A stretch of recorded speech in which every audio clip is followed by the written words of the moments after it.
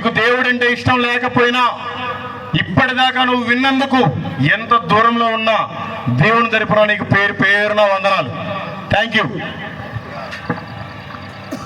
చాలా సంతోషము. చక్కని మాటలతోటి, విలువైన మాటలతోటి దేవుడు దైవజనుల్ని నిలబెట్టుకొని మనకి అందించాడు. ఇంత గొప్ప రక్షణ సువార్త మనము నిర్లక్ష్యం చేస్తే ఎలాగ తప్పించుకుంటాం ప్రియులరా? యేసే మార్గము, సత్యము, జీవము. మార్గం అంటే ఏదో ఈ మార్గం కాదు. మనం చనిపోయిన తర్వాత ఎక్కడికి వెళ్తామో, ఎక్కడికి వెళ్ళిన తర్వాత అక్కడ పరిస్థితులు ఎలాగ ఉంటాయో అని స్పష్టంగా దేవుని దాసులను నిలబెట్టుకొని దేవుడు చక్కగా మాట్లాడాడు. ఎందుకంటే ఆయన్ని నమ్ముకుంటే కులం మారదు. ఆయన నమ్ముకున్న తర్వాత మతం మార్చమని అడగట్లేదు. కేవలము ఆయన మనసును మాత్రమే అడుగుతూ ఉన్నాడు, నీ హృదయాన్ని మాత్రమే అడుగుతూ ఉన్నాడు.